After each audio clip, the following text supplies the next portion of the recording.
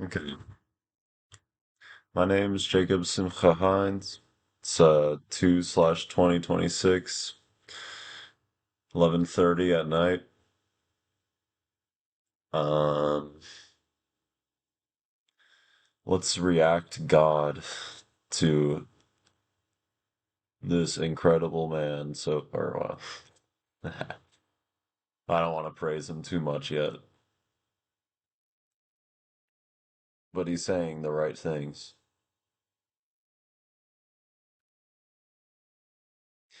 So let's feel a little better about the world. Why don't we? Important place to me before I was a this is such an important place to me. Before I was a politician, I was a public school teacher right here at Rhodes Middle School. And this place shaped me into the leader I am today. And I'm so honored to be here with some of my colleagues in the legislature and some of my former students. Still can't believe that they are adults and that they're going to be voting in this election, but they are the reason that I do this work. They are the reason I ran for the state legislature. They're the reason that I'm running for the U.S. Senate. And so it's appropriate on our first day of this Take Back Texas tour. We're starting it here at Rhodes Middle School on the west side of San Antonio.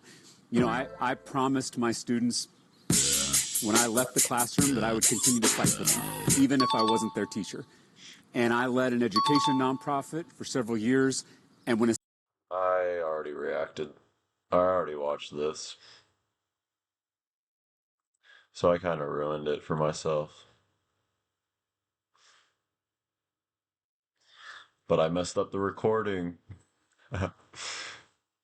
Anyway, a seat in the state legislature opened up, I threw my hat in the ring. I was 28 years old. I'd never run for office before. But I ran because I saw how decisions made in the state capitol hurt students like mine at Rhodes Middle School. And one classroom, I had 45 kids. There weren't enough desks for all those kids, so I had students sitting on the air conditioning unit. That was all because our state legislature cut more than $5 billion from our public schools the year before I came into the classroom. So I saw how those decisions made in the halls of power hurt students like mine. And after I got elected, I kept my promise to my kids, and I fought for them in the trenches of the Texas House. I brought Democrats and Republicans together to pass the first ever cap on pre-K class sizes in state history. I passed the largest early childhood education bill in recent memory, and I passed a major bill to infuse our schools with desperately needed mental health resources. And then I was proud to stand by my colleagues here, and I led the fight against Greg Abbott's private school voucher scam, which was backed by some of the largest billionaire mega donors in this state. We went toe-to-toe with those billionaires, and we fought for neighborhood schools just like Rhodes. And as this voucher legislation has rolled out in recent weeks, all of our predictions and our warnings have come true. The vast majority of the money is going to wealthier, more affluent families at the expense of students here on the west side of San Antonio. And now those same billionaires are pushing a federal voucher scam to defund schools across this country. They're gutting the Department of Education. They're attacking our students and our teachers in our nation's capital. And it's why we need an experienced fighter for public education in the halls of power in Washington, D.C. It means so much to start this tour here, because this is where I learned what service really means. My students taught me how to be a leader. And so I'm so grateful to be spending this first day of our tour with them here at Rhodes Middle School. We need a senator who's going to fight for our schools and our educators and our students. We need a senator who's going to fight to raise teacher pay. We need a senator who's going to fight for universal early childhood education for every single kid in this country. We need a teacher in the U.S. Senate. anyway, I don't know how I can make that more clear. Um, what is this? Don't care. There was a Stephen A. debate that I saw that looked like it would be funny. Oh, is that Jasmine Crockett? Oh, no, no.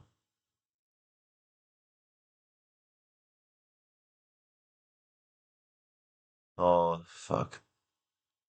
I'll do that react a bit late. It's another day.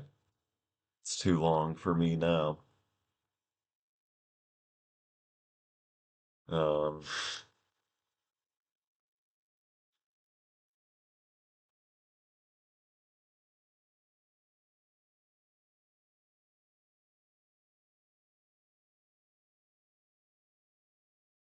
Think switching to T-Mobile's a whole complicated thing? liberal It's conversation. easy. For a limited time, switch to T-Mobile's Better Value Plan. You can save over $1,000 a year versus Verizon and AT&T. Save on streaming, satellite, and more benefits that they leave out. It's better over Every here. conversation is liberal.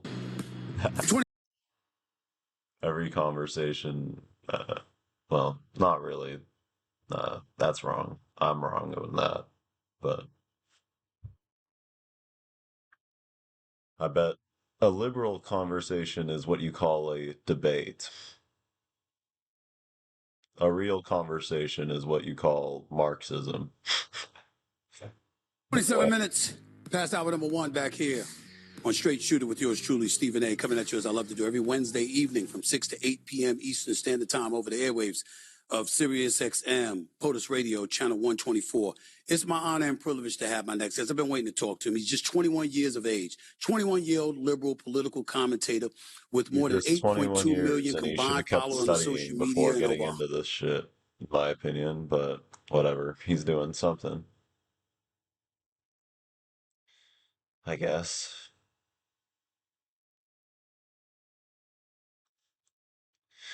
I don't know. He's built something, I guess.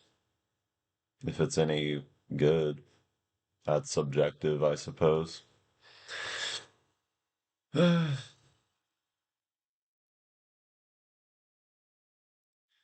continue. 105 million likes on TikTok alone. Matter of fact, I think the number eclipses 9 million.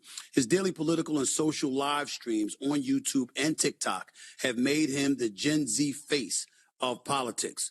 Please welcome for the first time the Straight Shooter with yours truly, Mr. Dean Withers. How are you, Dean? How's everything, man? Good to see you. How's everything? I'm having a great day out here in sunny Colorado that happens to be a little bit snowy today, but nonetheless, I'm enjoying myself. It's good to be on, and I appreciate you for inviting me to be here.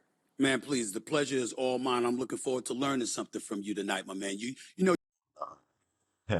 you grew up, correct me if I'm wrong, you grew up in Grand Junction, Colorado, correct? It's an extremely conservative household. How did you become engaged in politics, and when did your perspective shift to a more liberal ideology?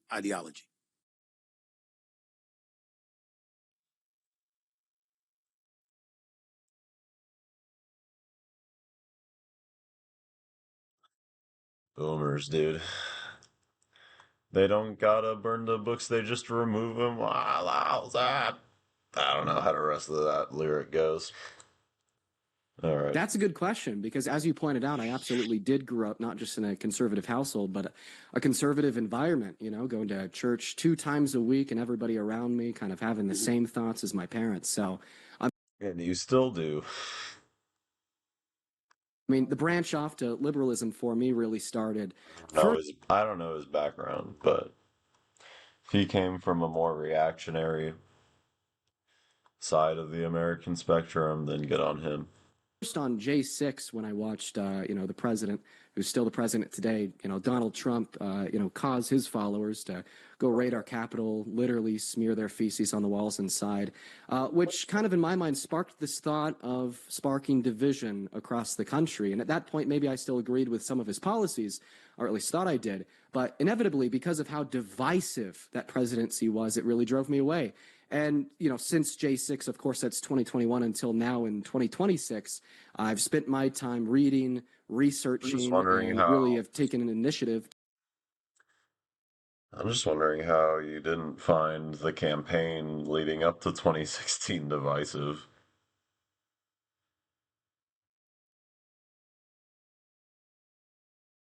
Whatever. I guess you were a chud. So was I, at some point.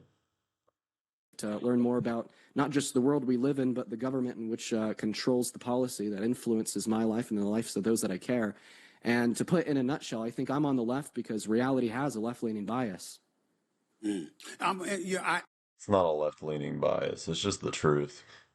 I hear what you're saying. I guess what I'm asking is, do you find yourself being on the left because you're against Donald Trump or because you genuinely feel what liberals feel?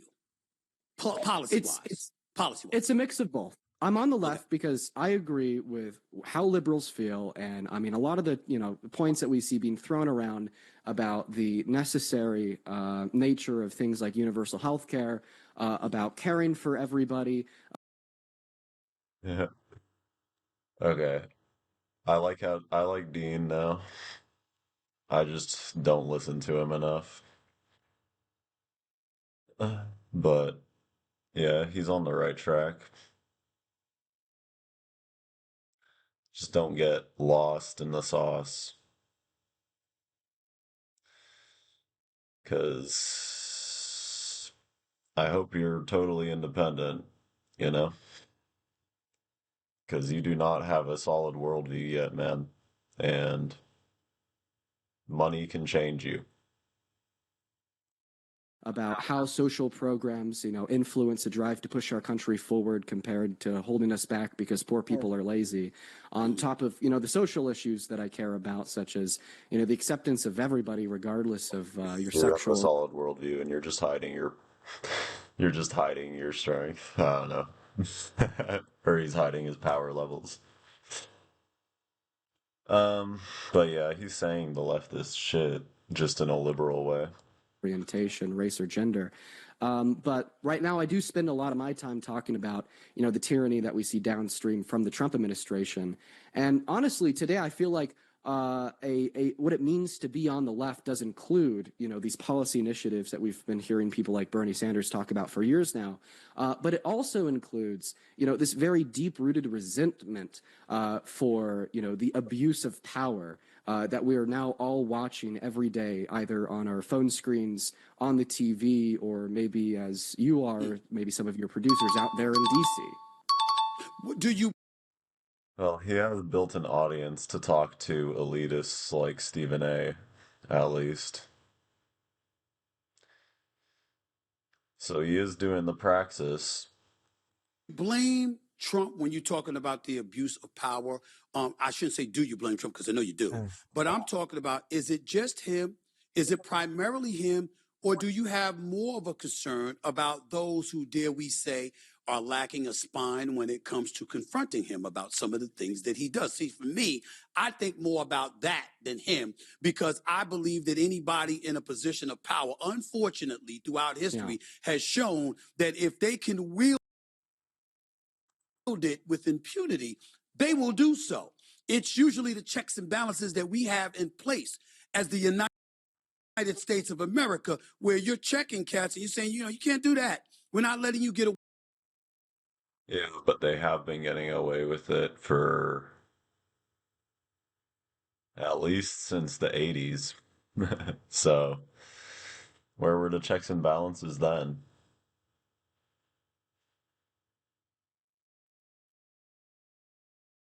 Away with that. We saw more of that in the past. We certainly don't see enough of that now. That's where I look at when I'm looking at Congress and the Senate, obviously, when it comes to, the checks and balances that I believe have been minimized, to say the least. Cabal. What do you think Everyone, about T-Mobile everyone Home wants Internet to only be in being 35 denial bucks of a the month? We need to inherent, take your or mind off the, of this. Come check out my new man cave. I don't know, fuck me. T-Mobile's got home internet, just 35 bucks a month, and it's guaranteed for 5 years. Absolutely. I mean, I agree with you there. I think this equation definitely includes a condemnation of those who capitulate. But of course, that all starts with what they're capitulating to. I think that two things can be true at once. I think that the primary driver of a bunch of lawlessness, and as I'd call it, clearly authoritarian practices, is the Trump administration. I mean, every day something new comes out about how they are illegally redacting his name from the files 950,000 times, or how he wants to breach the articles of our Constitution to possibly federalize elections, or how the 14th Amendment is now meaningless. And, we don't care that in 1868 we passed this amendment that gave you a claim to birthright citizenship if you're born here. now, if your parents are undocumented, guess what? We're going to take it away with no approval from Congress through a new amendment or no reinterpretation from SCOTUS on the basis of the 14th Amendment that already exists. But those who capitulate, they definitely embolden those proclivities. They embolden those behaviors because it absolutely tells Trump that he could get away with it. Trump is the same man today in 2026 that he was in 2017 during his first term, right? And for the majority of his first term, with the exclusion of January 6th and the lead up to that,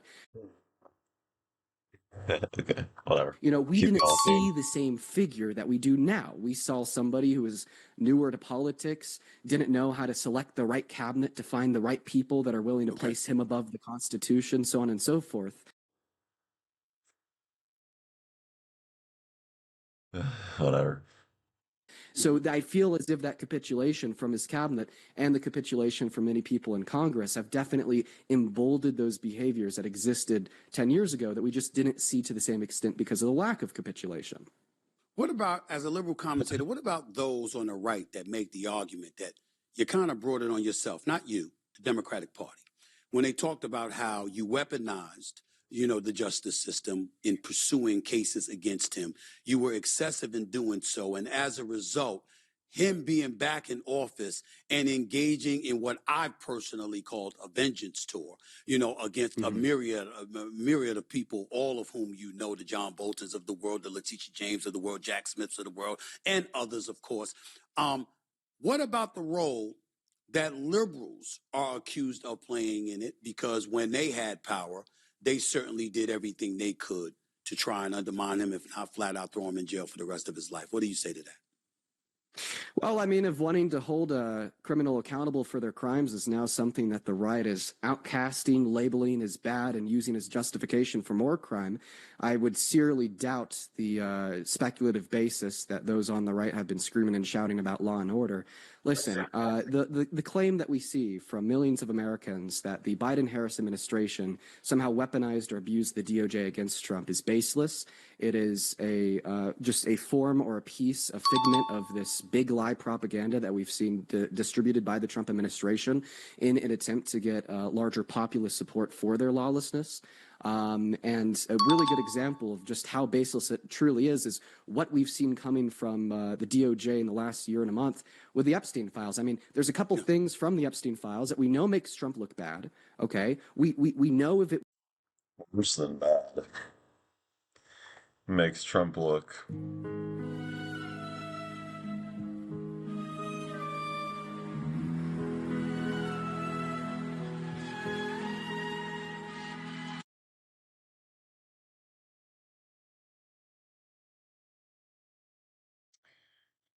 Anyway.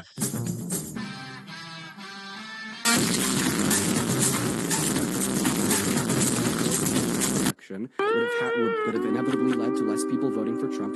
Could have even won Kamala Harris the election.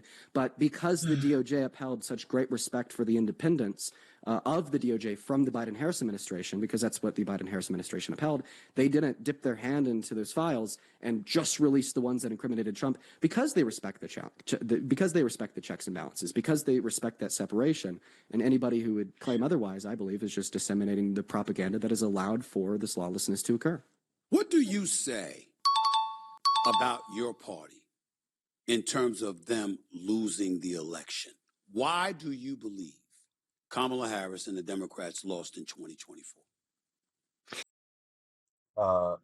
Because they capitulated to the right and ran a moderate campaign that promised nothing to working class voters.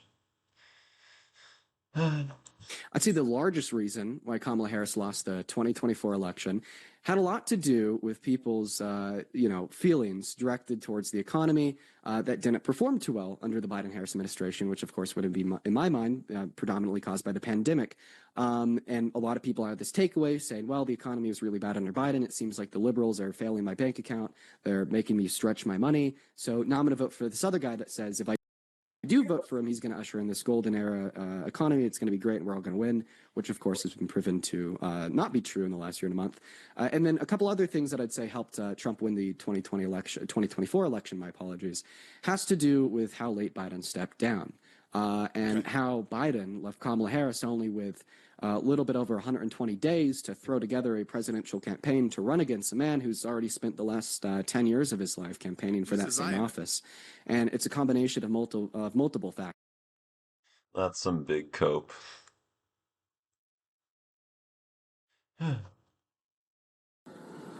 Do not come. Do not come. I'm gonna come.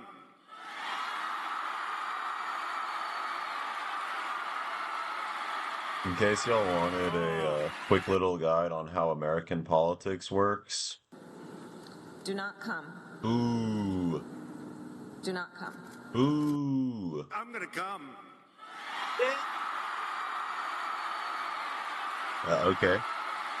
Those being the two primary ones. But wasn't that the party's fault? Couldn't they? I mean, if they got rid of him in July, couldn't they have gotten rid of him earlier? Couldn't they have got him to step away earlier? So again, there could have been a primary. You might listen. I don't want to say a better candidate because I don't think Kamala Harris ran a bad campaign. I thought her disastrous moment was on The View when they asked her, "Is there anything that you would change?" And she's like, "No, I can't think of anything." I thought that was a disaster. I thought that was a huge mistake on her part. But for the most part, I didn't think she campaigned badly at all. I just thought she had to deal with the cards that was dealt to her. But many members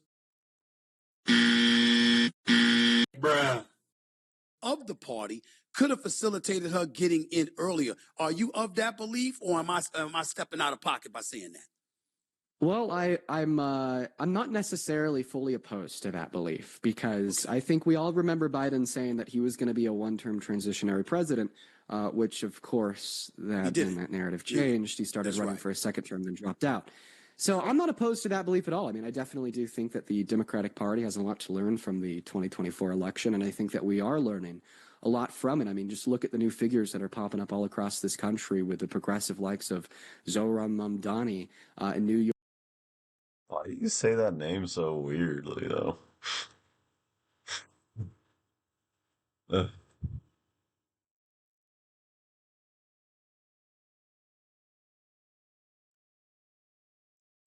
Okay, that's kind of sus. Not gonna lie. Run.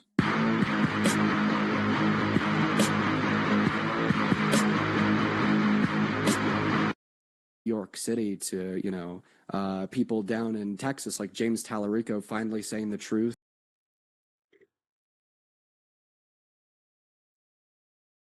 Zoran's been saying this shit. James been saying since fucking he wasn't even in office, bro. And James hasn't been saying that shit even when he got into office. But you're gonna praise, oh, God, liberals. What the fuck is wrong with you, man?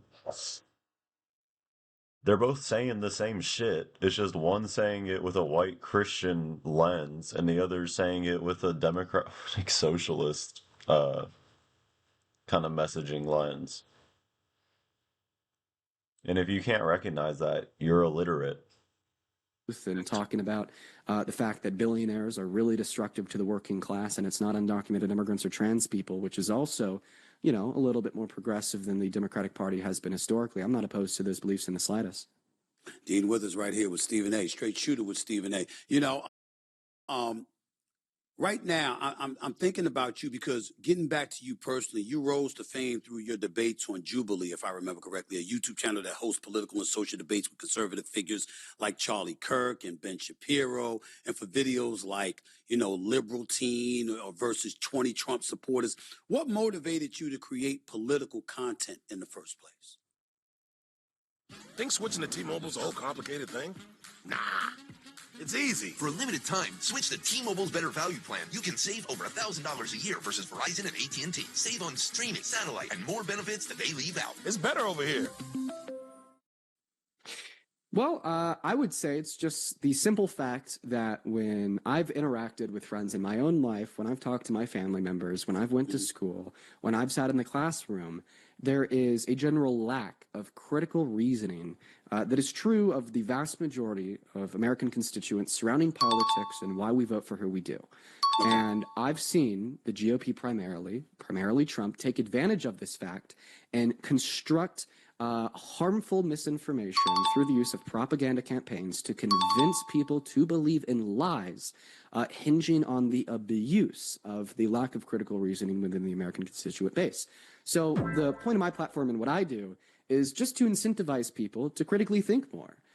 Every day I have open discussions, conversations with people who disagree with me and I disagree with them. And I just simply request them to articulate the reasons why they support Trump. And I request people to value facts, reason, and evidence a little bit more, because I believe if we started doing that in 2015, Donald Trump never would have been president the first time around. Do you consider yourself the liberal left version of the late Charlie Kirk? Dude, what kind of question is that?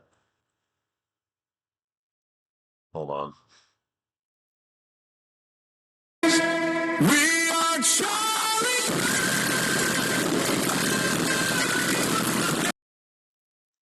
Yeah, anyway. Hashtag we are all Adolf Treatler. Well, I've seen a lot of people say that on the internet, but I wouldn't prefer the title of the Democratic Charlie Kirk, because I think I'm a lot better at doing what I do than Charlie Kirk was at what he did.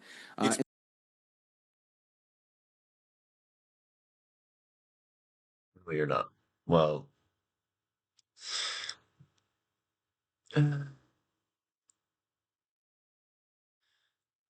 I mean, the biggest difference is that Charlie Kirk had way more money backing him. That's really it, in my opinion, between Dean and Charlie, in terms of like their performance and numbers, you know? In the Explain sense why. of Yeah, in the sense of I saw him go campus to campus to campus, not asking people to critically think, not asking people to open a book, not asking people to use their brain, but rather just asking people to fall for the one-liner gotchas and the same misinformation that's been Look at Stephen A's face.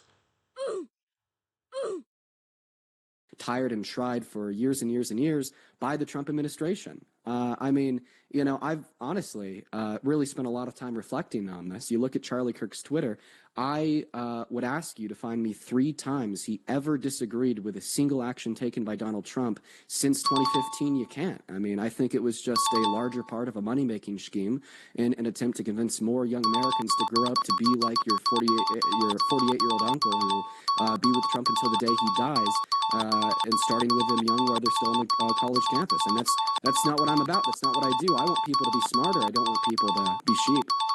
Yeah, you want people to be smarter. You don't want people to be sheep, and I totally believe you on that. But my question to you would be, how willing are you to disagree? Oh, brother, this guy stinks! So you just agreed with everything he said, and you're like, now, why don't you concede on what you believe? What the fuck, dude? Have some humility. Be like, oh yeah, maybe I wasn't 100% right about all this shit because I never studied it.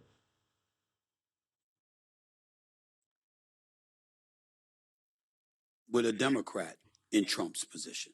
And like you said, Charlie Kirk very rarely disagreed with Trump. Did you disagree in an abundance with Biden? There actually was a handful of things that I had disagreements with Biden on. I mean, one big thing is I'm not the biggest fan of the state of Israel, and I think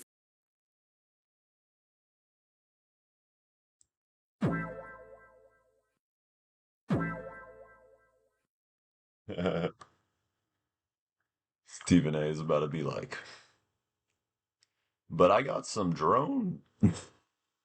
I got some secret drone investments in that state, though. I don't know. Is he doing that like all the other NBA players? All the other NBA snakes? that it's time that we, stop bowing the knee to whatever Israel wants, whenever they want, and it's time that we stop seeing senators and congressmen and women winning elections, running on "I'm going to do what is ever in the best interests of the state of Israel." On top of a handful of other things too. I'd say right now, the fruits of the work that I and other more progressive voices that don't align 110% with the Biden-Harris administration or the Democratic Party have been putting in has a lot to do with immigration. I mean, 10 years ago, the notion of mass deportation maybe being wrong and mass amnesty, the idea of maybe giving some undocumented immigrants a pathway to residency or citizenship making sense was radical. But I mean, anymore today, I'll have Trump supporters joining my stream and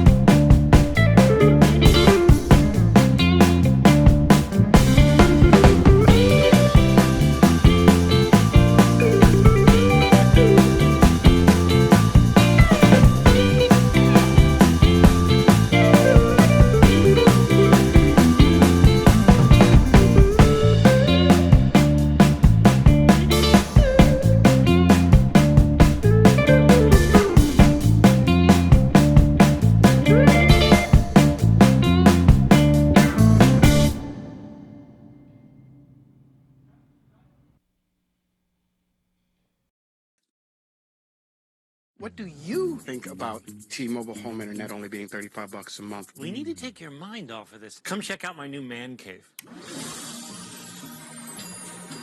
T-Mobile's got home internet, just $35 a month, and it's guaranteed for 5 years.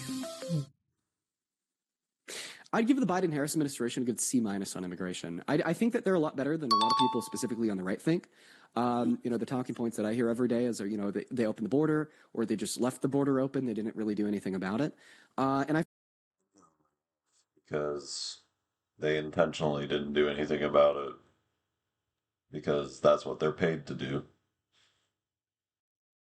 I feel like this really overshadows their attempt to push a bipartisan border bill through the American Congress, drafted by Republican James Lankford, who is, one of Donald Trump's favorites. So it's crazy that we were able to find this bipartisan agreement that not only would expedite the legal means of entry into this country by funding courts along our southern border billions and billions and billions of dollars, therefore naturally disincentivizing undocumented entry.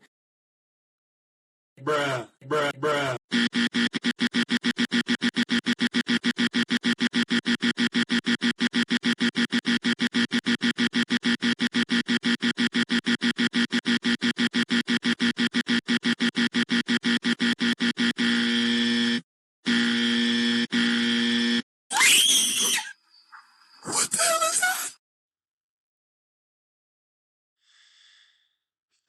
Dude, fuck this bipartisanship bullshit.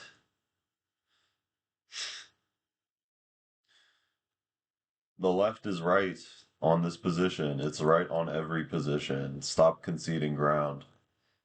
But it also would have given the president this very special authority that the president's never had before to just completely shut the border down, once a certain amount of undocumented immigrants had crossed it on a rolling daily average for a week. And in response to, this bill being propped up by the American Congress, in response to Republicans and Democrats coming together for the first time in a long time on immigration policy, I truly think people overlook how significant that was. Donald Trump turned around and told Republicans to shoot it down. So, I think we saw a good attempt there by the Biden-Harris administration to do something. But, of course, the reason why I'd give them a C- instead of an A+ is because, they probably could have used executive orders such as they did in their last year, a little bit earlier in their administration.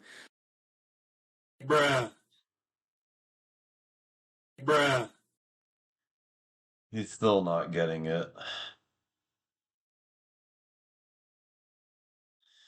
Bruh, hop off the blue team. You're they don't want the same things you do, bruh. They just wanna be in power. But that is such a smaller and more insignificant critique of their administration compared to, once again, the talking points we see from the right saying they let all these criminal, illegal invader aliens into the country because they want them to vote in elections to ensure that Republicans never get power again. Right. Where do you think the Democratic Party is most strongest right now? Where do I think they're the most strongest? Where do you think they're most strongest right now? I'd say the strongest point of the Democratic Party today in February of 2026 would be for pushing for accountability with the Epstein files. I'd say that they could do a lot more, which. Damn. Pushing AOC into the presidency, because anybody who doesn't realize it's hers for the taking at this point is lost in the fucking sauce and is a wrecker. Which, of course, we'll probably always be saying about politics, and we should, by the way. It's good to advocate for more progression.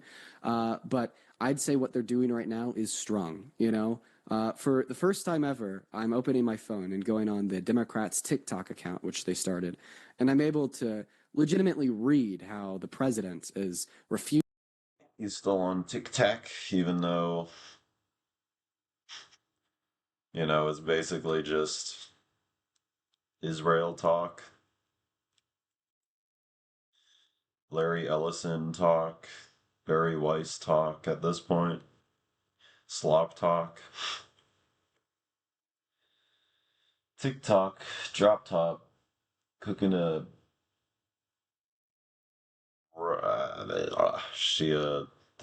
thought. Using to release all the files is breaking law, defying Congress. I'm able to see great Democrats like Jamie Raskin, like Rep. Rokana, and many.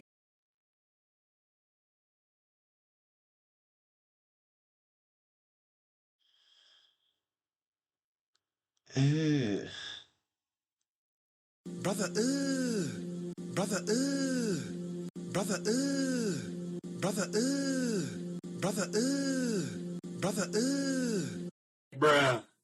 Many others pressure Pam Bondi in this congressional hearing that was held with. Stop calling these these centrist Democrats that do insider trading all the time great leaders. It's not helping the cause if you actually care about it.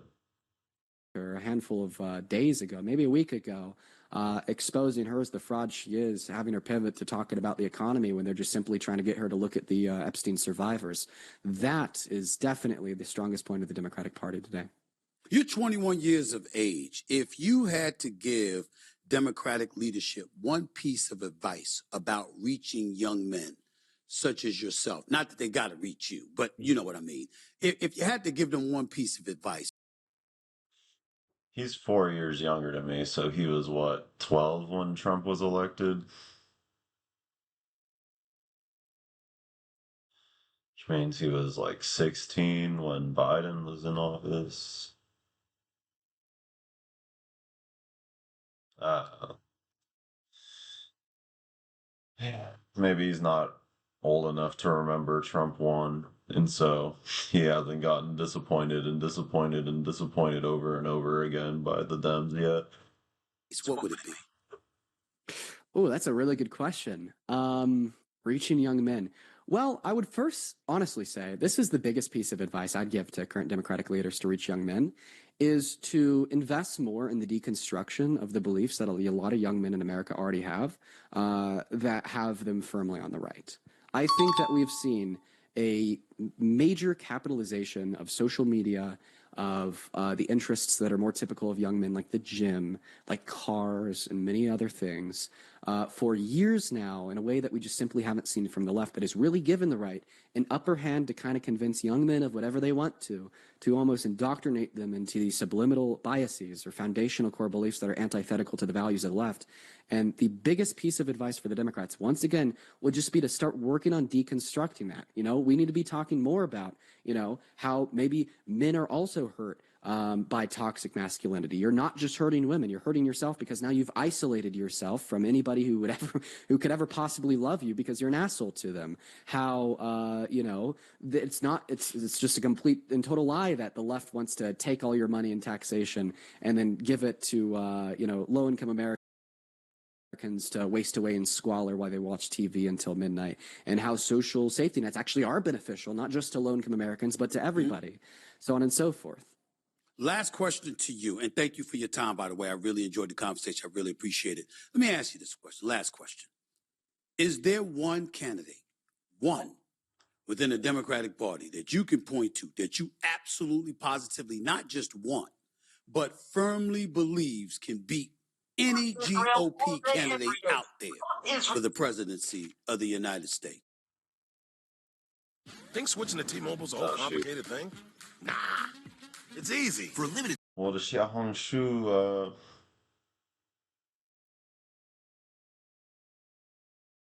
what is Xiao Shoji? What is Xiaohong Shoji?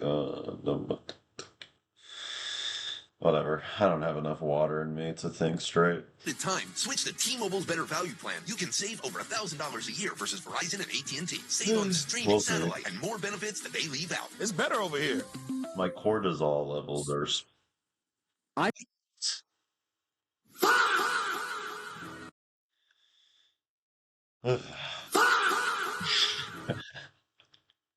think that's a very complex question because when we're talking about beating somebody, it's not just what policies are they running on or what they like to talk about. It's, you know, what they can convince the people of. I'm going to be honest here, Stephen. From my perspective, it's a little bit too early for me to put all my eggs in one basket. Mm-hmm. But what I will say, God. What do you mean by that? By the way, I really enjoyed the conversation. I really appreciate it. Let me ask you this question. Last question. Is there one candidate, one, within the Democratic Party that you can point to, that you absolutely positively not just want, but firmly believes can beat any GOP candidate out there? AOC, Rashida Tlaib, Ilhan Omar, James Talarico. Well, maybe not Rashida and Ilhan Omar. Summer Lee could.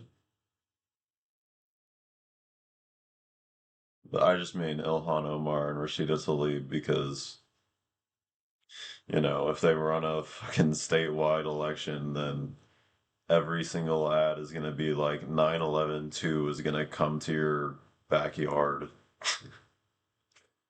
You know what I mean? Just like they did with Sauron.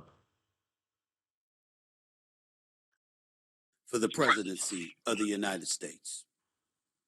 I think that's a very complex question because when we're talking about beating somebody, it's not just what policies are they running on or what they like to talk about. It's, you know, what they can convince the people of. I'm going to be honest here, Stephen. From my perspective, it's a little bit too early for me to put all my eggs in one basket. But Brother, Get on board or get out the way.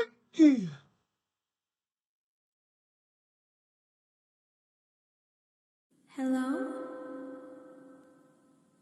Can you find me? But what I will say, God, when I listen to AOC talk, you know, there's just this feeling that I haven't gotten since Obama. When I listen to AOC talk, when I listen to people like James. Daddy, chill. is it you say daddy's home for me? Is it you say daddy's home Okay, good. He is on board. Perspective, it's a little bit too early for me to put all my eggs in one basket. But what I will say, God, when I listen to AOC talk, you know, there's just this feeling that I haven't gotten since Obama. When I listen to AOC talk, when I listen to people like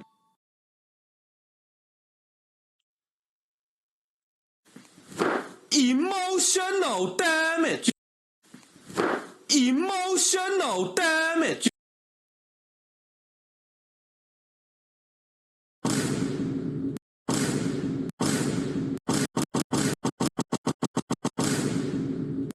James Talarico talk, you know, there's this feeling that I just haven't gotten for so long of intellect, of high levels of education, of legitimate care for other people. I'm not questioning that, Talarico Dean. and I say some great people. I'm not. Goo goo gaga. Goo goo gaga. Goo goo gaga.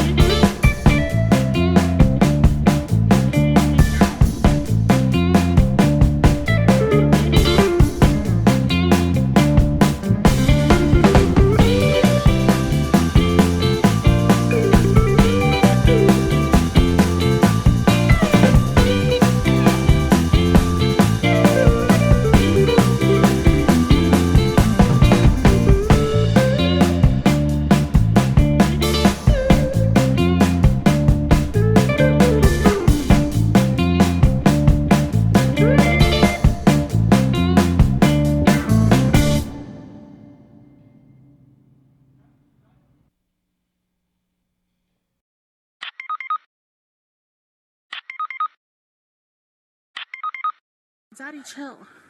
Well, you asked me whose fault it is that the Democrats lost last election. We actually had a conversation about that earlier. I told you I think it's a mix mash of people like Trump and his and convincing him of convincing the people about him being better for the economy and lack of culpability for Biden not stepping down earlier. But listen, I think what we're seeing now with this whole socialism scare is a whole lot like the Red Scare of McCarthyism. I'm not a socialist. I'm not a communist. Bruh. I'm actually, on the foundational level, I'm a capitalist. I think that there's a way.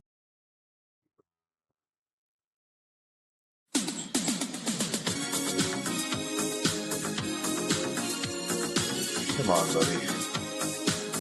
You're living in a pyramid scheme. That's what capitalism is. We could practice capitalism that is benevolent. Okay, I'm a social democrat.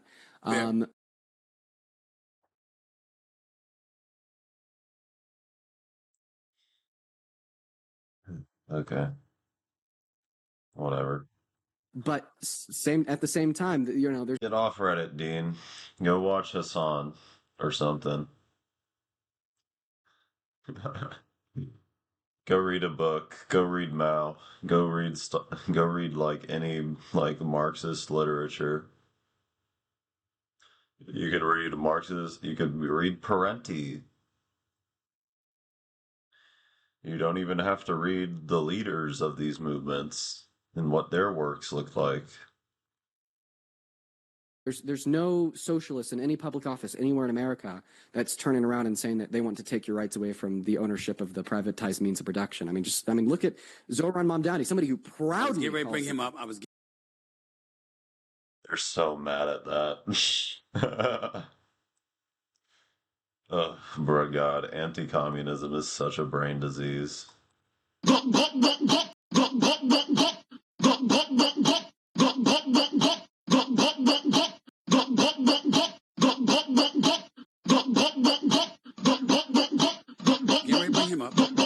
Yeah, somebody who proudly calls himself a socialist is a working social democrat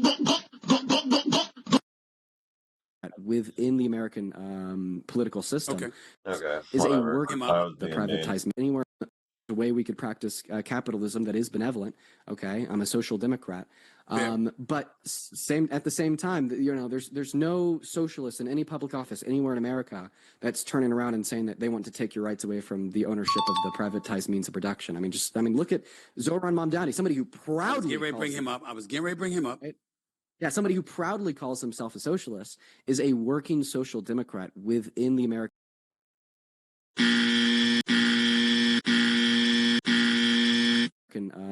Political system, because right now there just simply is no room for socialism as it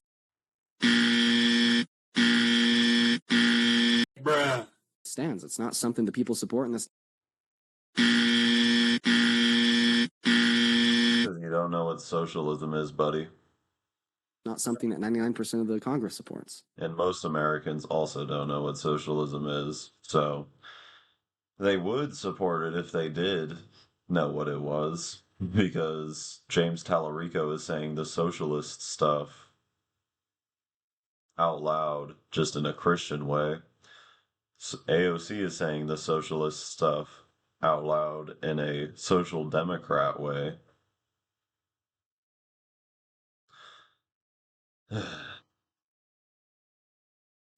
Dean Withers, I would love to continue this conversation, but I got to get ready to go. I want you to know you're welcome back on the show anytime. I really enjoyed the conversation, getting to know you a little bit. Thank you so much for coming on the show, and you're welcome back anytime. And you're welcome to sit up there and check in and correct me anytime you want or whatever. You're pretty. All right, whatever. I think that was overall positive for Dean to go on there.